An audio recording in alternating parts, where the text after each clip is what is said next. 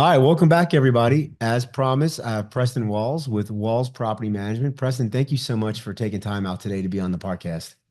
Hey, Pete, thanks for having me. All right, so when we talked, first, before we get into what we're going to talk about, which is using AI and rental analysis and how you gone down that path, just give us a little overview. Let's talk a little bit about Walls Property Management. Yeah, you bet. I've been a property manager for 20 something years. I learned the business from my father, who retired in 2008, and managed about 850 doors all in Seattle. So you took the business over from dad?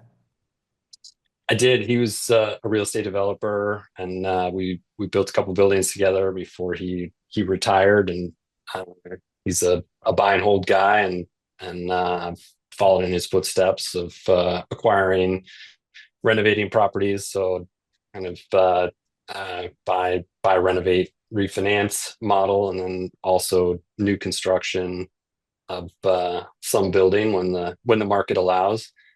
And yeah, just acquiring a portfolio and managing that portfolio as it's grown. I smell a whole other podcast topic. I may have to get you on again and talk a lot about just the transition and then the development as well, because I find that fascinating, and I think more and more of us property managers may be able to get into that. We'll see. But that's a future episode, ladies and gentlemen. So Well, us developers have a lot of free time on our hands these days with interest rates where they are and rents being pretty flat, at least in Seattle for the last 6 years or so. It's been lean times. all right, let's talk a little bit about that the rental stuff. So you're using a product called LoftX.ai to do your rental analysis. What kind of led you down this path? Yes, good question. I mean, I approach this.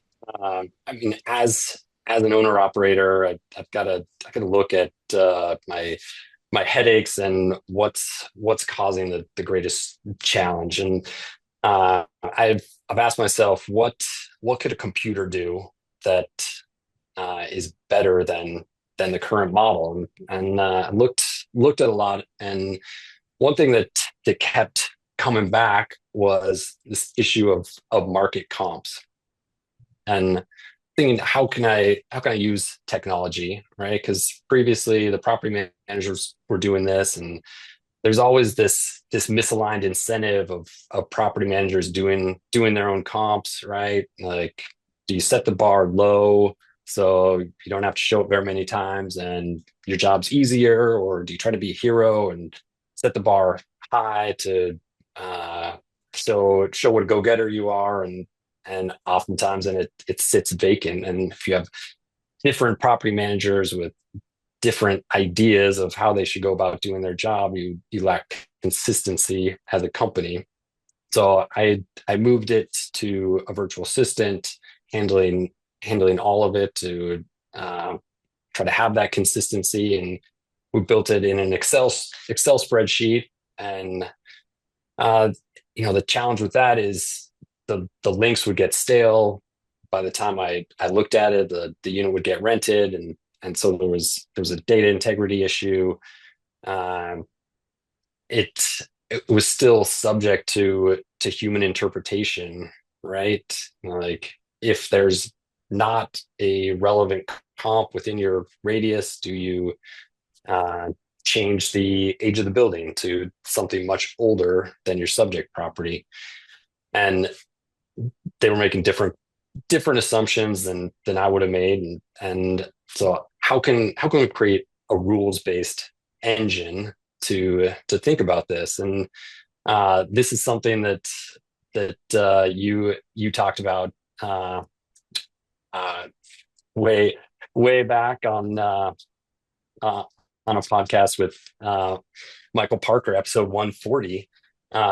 You're talking about uh, AI tools, and you asked him, is there an AI tool to do rank comps? And at that time, it was nearly a year ago that episode 140 aired, but neither of you were aware, but speculated that somebody was out there working on it. And sure enough, the guys at LoftX were working on it at the time, and they've rolled it out. So it's essentially a revenue management tool that integrates with AppFolio. So it pulls all my static data from AppFolio. It knows the address, the unit number, the number of square feet, bedrooms, bathrooms, year the property was built.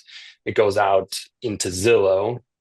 So it uses market data. It doesn't run into the real page uh, uh, conundrum of using competitors' data and aggregating competitors' data. So it uses Zillow data to pull in comps in the market. If something goes off the market, it automatically brings in new comps, and based on the comps that it's finding, it it gives you a recommended rent for that unit.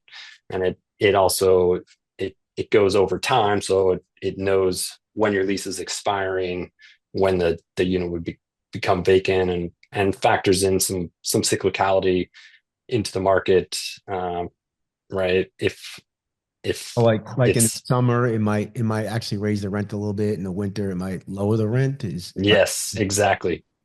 So it factors the seasonality in there. So it's one fewer thing that you need to think about.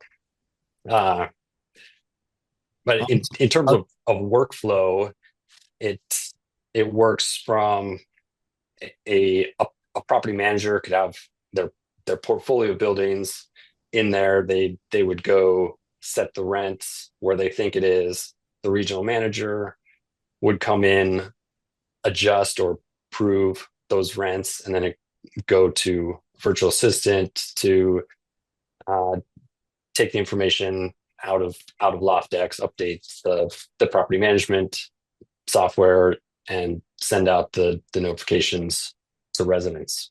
That's that's the main use case that I've been using it for. All right, so I'm a detail guy, so I'm gonna ask some more detailed questions here. But so the original challenge though, like how were you getting your comps before? Like, did you have to pull them off of Zillow? Did you have to like, can you run reports off of Zillow and get comps? Like, I'm in Houston and we're very blessed. We have an incredible MLS that not only has sales, but it has leasing as well. So I could run a report pretty easily, beds, bats, days on beds, bats, square footage. I could even drill down into like a neighborhood or subdivision, things of that nature. But the challenge that we have is still, okay, well, the range is this. Where do we list it at, right?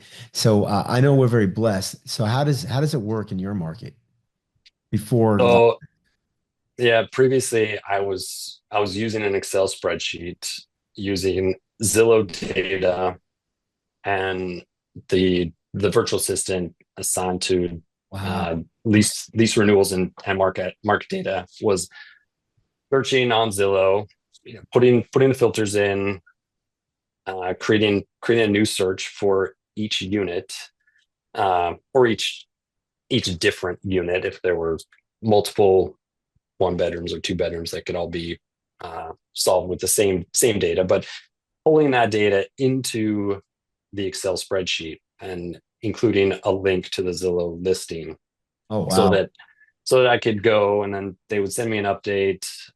Hey, I've got this page of the Excel sheet updated. Um, what do you think? Or give me your feedback on pricing. And there were formulas. Here's the average of the rent comps. Um, Does that and formula built into your spreadsheet, or was that something that Zillow had and it was downloaded in?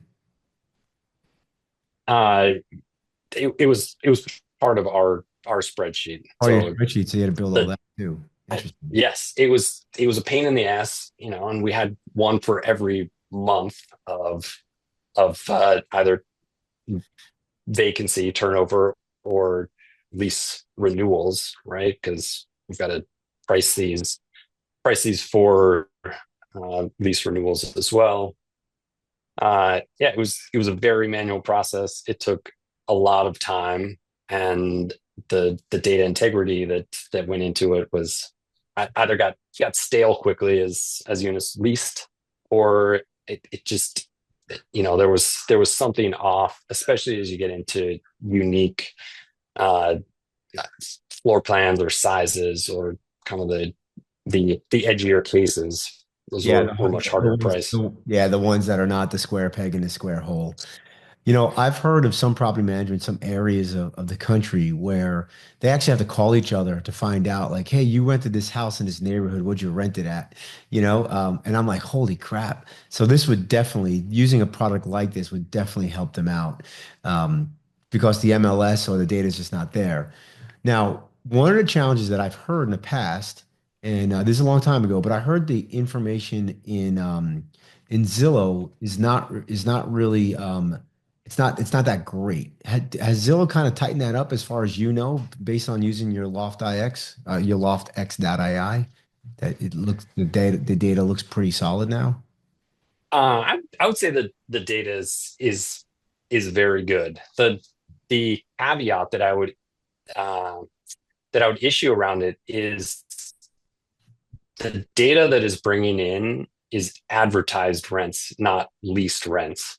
So if you're getting, um, if you're getting some aggressive property managers that are listing their properties high, it's going to skew the rent, because you're not going to get low rents, because those are going to get taken off the market quickly. They're going to get leased and moved off. So the skew of the data may be a little bit high, um, but you've just got to, it's uniform, and you've got to price that into your pricing. All right, I'm gonna pivot real quick, and I'm gonna come back to the leasing thing. I'm gonna hit you with a left hook that you aren't expecting here. What's your take on, like, I've heard some property managers, are nervous about Zillow. They have all the data. We're gonna be forced to pay big fees to be able to access their information, all that stuff there. Where do you think that this Zillow thing's gonna land? Uh, that is a great question. I share that. I mean, Zillow has done a tremendous job at aggregating under the radar as many rental search sites as possible, and they've effectively created a monopoly on search, and they're gradually tightening the screws on reducing the building size that needs a paid account. And when your building gets turned off of Zillow because you have not played by the rules and Yeah, you don't signed get any leads, right? a fee agreement, your lead spigot shuts off immediately. Yeah. I've noticed So, that. so this is going to play out for a few more years. I think how it eventually gets solved is there's a different type of intermediary that becomes predominant. We've this summer we've have several leasing interns in the office that are helping us out during our busy season of tours and showings. So these are college age students, and they their take on marketing, or their effort to market, is creating TikTok videos. And uh, right, they've been going through and creating these kind of fun, catchy, fast action, lots of clips, 1 minute long marketing videos that are essentially a tour of the building and the unit. And one one of the units that they've uh, created a listing for has over 50,000 views on TikTok. Oh, And yeah, I mean, I had the same had this. My initial reaction was, you spent your time making a TikTok video. Like, what's this? But it's been it's gotten a lot of traction, and it's hard to quantify that conversion to leads, because it was so new, we didn't have a conversion Right. metric in there, and we've since adjusted that. But I see Zillow evolving into a different medium, especially as short form video content gets gains in popularity, particularly with Gen Y, And I know Gen Z. apartments.com is really they're pushing. I've seen their commercials pretty much everywhere. So they're trying to I think compete with Zillow. So that'd be interesting to see how that plays out as well. All right. So Uh, yeah, the apartments.com has a similar business model, but less heft and less scale than Zillow. for sure. I think apartments.com uh either loses to Zillow, and the industry shifts towards video. I look at Zillow and I just see a incredibly lost opportunity for NAR. It's like how are we not how's the National Association of Realtors not own something like this? Just incredible short-sightedness of them. And you have all these MLSs with their little fiefdoms. I think in Dallas there's like three MLSs. like, and they're all disjointed. No one talks to one another. It's kind of interesting how Zillow just took this opportunity and they have to monetize at some point, right? I mean, they've lost money for probably a decade, so they're gonna have to monetize, and we're the product, we're the clients that we're gonna have to pay for it. Absolutely.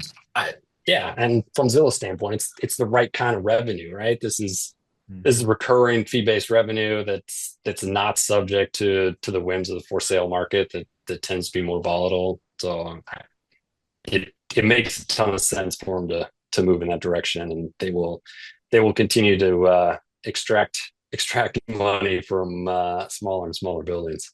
Yep. All right. So you had a huge pain point. You found this product, LoftX.ai. And so tell me a little bit like how is it implemented? Is it just like an agent that goes on AppFolio? Is it its own software that you have to log into and set up so that it connects to AppFolio? How does all that work for us non-technical folks? Yeah, so it's a separate website that you log into with its own interface. But when during onboarding, when you set it up, uh, the LoftX team takes your AppFolio login information and connects the API to LoftX. So it's pulling all of your backend data and it's populating it into it. So that's how it knows when each lease is expiring, um, and all the data for that unit. When the move out's happening, when the property's going to be rent ready, all that good stuff. So Yes. do So your property managers have to work in the LoftX.ai or they can just work in AppFolio? they work in LoftX. So they go into LoftX to see the comps, to see the information that it has, and then to make their pricing recommendation. And then I'll go through and review those. And And then then the VA also has access to it. So once I say, hey, these are all ready, they're approved, he can go in and take that data, prepare the renewal or increased letters. LoftX most likely has an API with Zillow is kind of what I'm guessing. Yes, yeah, it does. And one of the great things about it, when we were doing this manually, one one data that Zillow does not have is year built of the property. LoftX has gone through the tax assessor's website to pull the Nice. year built on the property, because big frustration is you have a property and you're comparing it against another property that's plus or minus 50 years different. Right, there's a big rent difference for the age of the building, and being able to use that as a criteria was a big win and a big unlock. Do you happen to know, and I don't mean to put you on the spot here, but do you happen to know if LoftX has API with other like with the apartments.com or rents.com or anything like that, or is it just Zillow and the tax records for right now? Right now it's only Zillow, so Zillow's the only source that it pulls from. I'm sure they could get it from other sources, but I, Zillow's yeah, Zillow's the the only source that I use or have used for rent comps. It's the most robust um, that I've seen. So the data's been pretty good. So you talked about the old way where it takes a lot of manpower, and it takes time, and there's stuff gets stale. What are the results of using this tool now?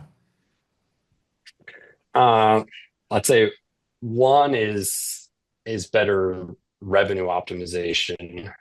Uh, I, I had a much lower confidence in the rent comps and the market rents because one, I was dealing with a limited subset.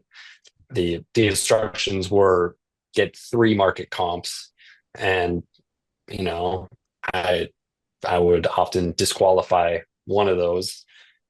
So have a limited number of comps. Now with with 10 comps, I have a lot more confidence uh, in what's out there. With the seasonality, I can predict better where the rent's going to be when that unit is coming vacant, and it takes it takes a ton less time, and everyone's happier, right? Because the the time that it's replacing is the grunt work of searching for data, and that data was previously transcribed onto an Excel spreadsheet. So it's eliminated the data collection aspect, which was never a glamorous task. Yeah, so basically allowing your team to focus more on the task at hand versus getting the data to do the task at hand. So a little bit. Exactly. Yeah. Does it take into like does it paint a picture for your owner? Like, can you send a report to your investor owner that says, days on market are this, or most properties are we need to do these upgrades. Does it kind of help with painting a picture for setting expectations for your owner client? The the picture it paints for owners is around market rents, comparable rents for the building. Hey, your unit's coming vacant in August. In August, here's where we think the rents will be based on these 10 comps. Here's the average of those data. Here's the thumbnail of what the comp properties look like. Here's the data on those properties, and being able to send that in a report in a PDF to an owner, it goes a long way to say, oh, they're on it. They have this tool that's pricing it. It's not just a property manager saying, hey, here's what I think the rent is, or here's where I know I can get it rented. So uh, that's the big unlock. And And, they and and you're doing it they with just have in the works. I would say you're doing it Oh, just by hitting a button.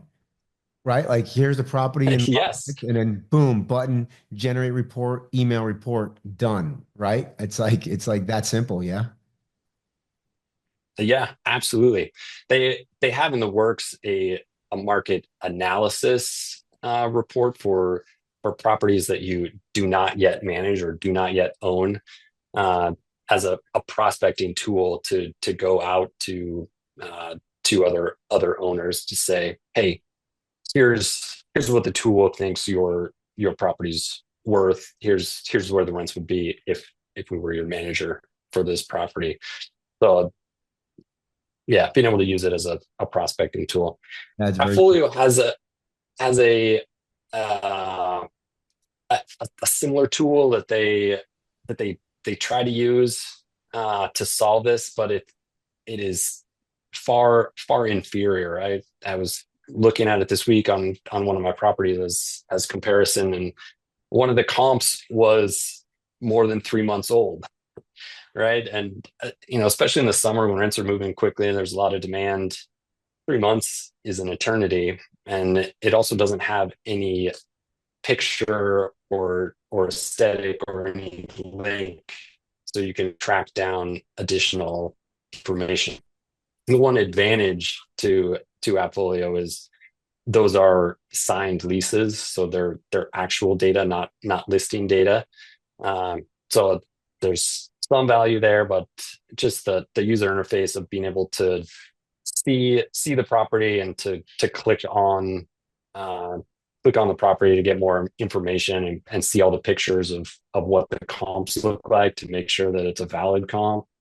Yeah, it's been a great tool. We had a tool. I'm trying to think back in my Empire days where it was on our website and you can enter your property's home address and it actually give you your what it would rent for. I think PMW was our provider at the time, and they had this tool, and it worked great. If you can get people to your site, people we would get a lot of leads from that tool. We did find that a lot of residents were using it versus property owners. We had to like kind of put guardrails around it, you know. But yeah, so having a lead generator like that, because people are interested, they want to know what their property is renting for, and just like you pointed out, in a lot of markets, there's really no good way to do that. You can also, use this as a way to build a referral program with agents, especially if you guys are having that trouble. I'm sure agents are having that trouble, and you can let them use that tool for their properties. And, all of a sudden it's like, oh, by the way, Walls Management Company can manage this property for you. So I think there's some creative ways to use these tools to generate business, sure, and partnerships. Yeah, absolutely. So Uh, so tell me a little bit more about, like, so on your team now, you probably need less team to do more leases. Is that a true statement? yes, absolutely. I mean, I would say the virtual assistant that was dedicated to lease renewals was probably spending 25% of their time on digging up market data, market comps, updating this Excel spreadsheet, right? And that time is freed up to spend more time going deeper into the renewal. So, one thing that we hadn't updated in far too long was market prices for all of the kind of non-apartment rent items, parking stalls at all of the buildings, garage spaces, um, storage spaces, right? There's a lot of nuance to, is it an open stall or covered stall or garage? Each of these are priced differently, and so being able to look at that across the portfolio, it opened up time for that. And we also spend more time being able to customize lease renewals. So whether it's short-term extensions or negotiations on lease renewals, the lease renewal specialist has more time to devote to that. So it's allowing you to clean up your database, do an audit. It's allowing you to give a more consistent um, service to your clients. It's allowing you to be more consistent in your pricing. And is it increasing customer service as well? With the reporting, I'm sure that helps. With your residents, I'm sure you can get back to them much quicker now. So how's it affected the customer service? And can you tell is satisfaction increasing, and with reduction of churn, reduction of move outs, anything like that? I mean, it's hard to say because I haven't used it for a full year yet to look at churn, but from an ease of process, yet it has eased things tremendously. It's sped up the process from pricing to getting out renewals. There's also a regulatory compliance aspect, so you can set rules in it.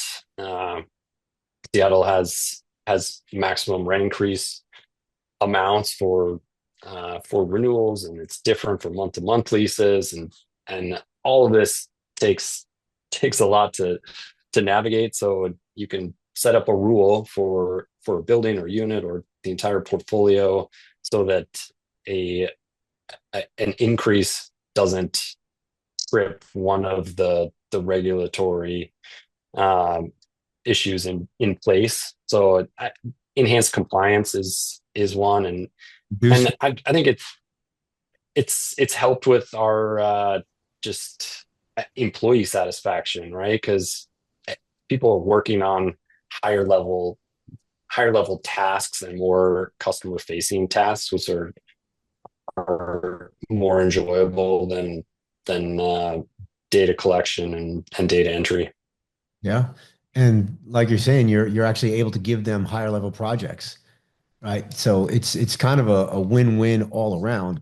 Clients are happier. My guess is you're getting properties leased quicker, which we'll know probably by next year. You'll know that for sure. And your data is getting better, customer satisfaction. So all the things. This is exactly what technology is used for. A lot of people say, well, if you use too much technology, you lose that personal relationship. I think in this case, you've actually used technology to increase personal relationship by giving them the reports, by getting to them earlier, quicker, being able to be more responsive, and giving them better data that they can make decisions on. Um, so I think it's an incredible win for your organization. Yeah, I mean that's exactly it. The technology unlocks more time for resident correspondence and faster response times. Is there anything else about the product or about your process that I haven't asked that we need to go over? The other things I like about it, there's some vacancy analysis. It just you can visualize which properties are having vacancy issues. Ditto with delinquency, and then it superimposes vacancy plus delinquency on a chart, so you can see your entire portfolio on a graph, and it the the bubbles get bigger and more red as they get further out this curve. So Big red you dot. could Take care of me. I need help. uh, Do you yeah. So still that's now you guys still have to go into the property and do your photos and any kind of video and all that good stuff, right? That it doesn't obviously can't help with that. But so you still have do you have realtors do that? Do your property manager who goes into the property and kind of gets the property, market ready, I guess, or marketable ready? Yeah, our property managers are responsible for that, and during the summer with uh, Got with an the intern team, they've got some free time when they're not doing TikTok videos. They shoot some marketing photos for the property too. I love it. We're going to see after this episode drops, we're going to see a huge uptick in property managers doing TikTok videos to get their properties leased. Well, I know one thing. It won't be you or I that's starring in the TikTok videos because that will definitely not lead to 50,000 views. There is a reason why NARPM doesn't want video for the podcast. I still make sure we do it, but there's a reason why they only want audio because as we say in the industry here, I got a face for radio, right? Oh, you and I both, brother. All right. Well, Preston, thanks so much. Well, let's hit a quick commercial break and then we're going to put you on the hot seat. You ready? I'm ready. All right. We'll be right back, everybody. All right. Here we go. Preston Walls, you are officially in the lightning round. You ready? I am ready. I can't wait for my pineapple. Spoken like somebody who's listened to the podcast. All right. Here Oh, we go. I love them. What is your org structure? We try to centralize as much as possible. So we have a pretty thin property management team supported by a large number of virtual assistants. Is it more like departmental or is it more like hybrid where the property manager is kind of like the hub and then the VAs are kind of spokes and they support multiple property managers? The VAs support multiple property managers, so the VAs handle a task across the entire portfolio. We have maintenance coordinator, a lease renewal specialist, marketing, and accounting VAs. Got it. That's more departmental where the property manager is kind of like head of them, right? So they kind of manage the departments. Do you use BDMs or salespeople to help get you property management contracts? No, we do not. Our We've been less focused on growing the third party uh, property management and more focused on just managing what's there. My growth comes through acquiring new buildings on my own or new construction of assets. You know, one of the things that I always surprised, I'm somewhat surprised these days, is how many property management company owners don't own any real estate, or they own very few real estate. And I came from the investment side, but I got to be honest with you. When I started Empire, I didn't buy a property for 7 years. And then when I sold Empire, I bought more property. And I think what happens is a lot of us get caught in the day to day and you get busy. And next thing you know, a year, two, three go by. So, if you listen to this, yeah, we need to make time because we actually have a lot of, when owners want to sell, we actually have first crack at it, right? If it's a good deal, we should jump on it and buy that deal. And then of course you get to retain management, right? Indeed, All yeah. right. I would much rather not miss an opportunity to buy something good than be chasing a management contract. So I yeah made the decision to yeah focus more on the acquisitions than acquiring management contracts. That is another podcast that we can do when I have you back on, talk about how you kind of cherry pick and grow your portfolio by your own acquisition of properties. All right. What is one piece of advice you'd give someone just starting out in the property management business?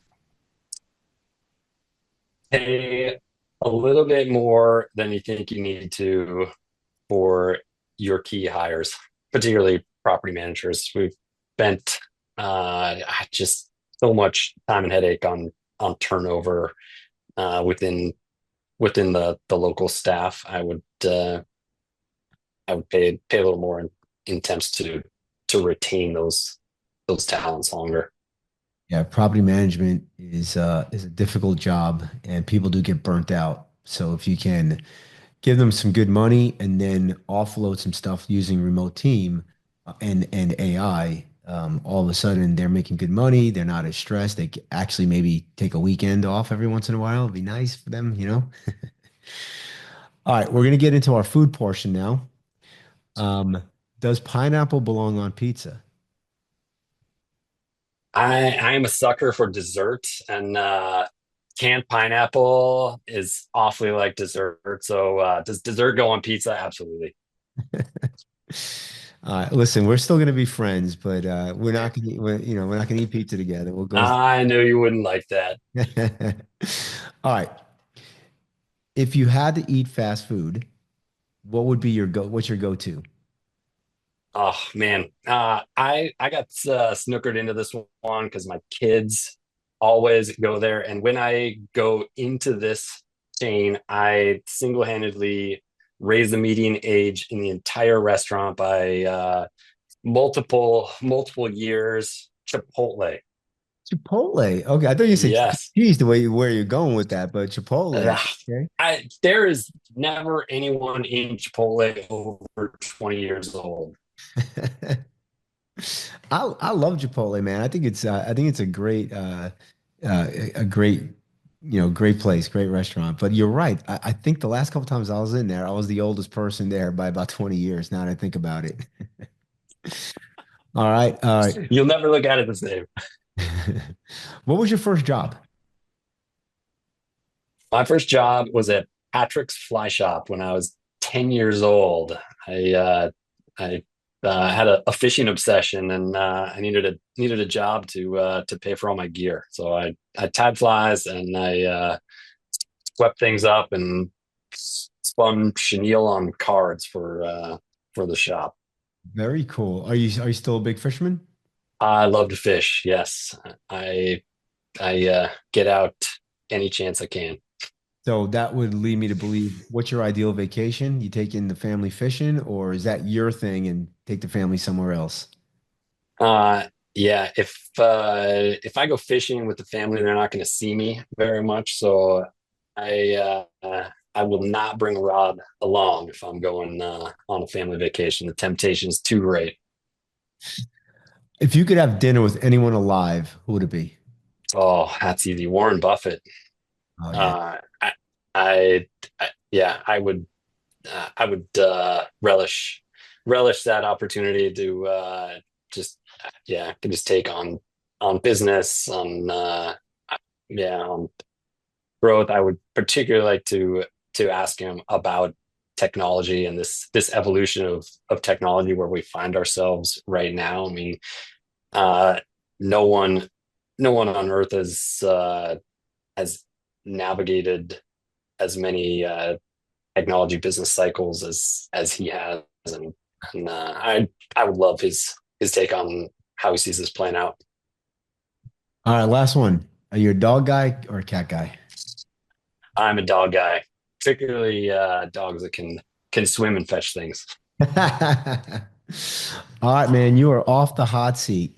If someone's listening to this and they want to reach out and learn more about what you do, or just kind of connect and talk shop, how can they get in touch with you?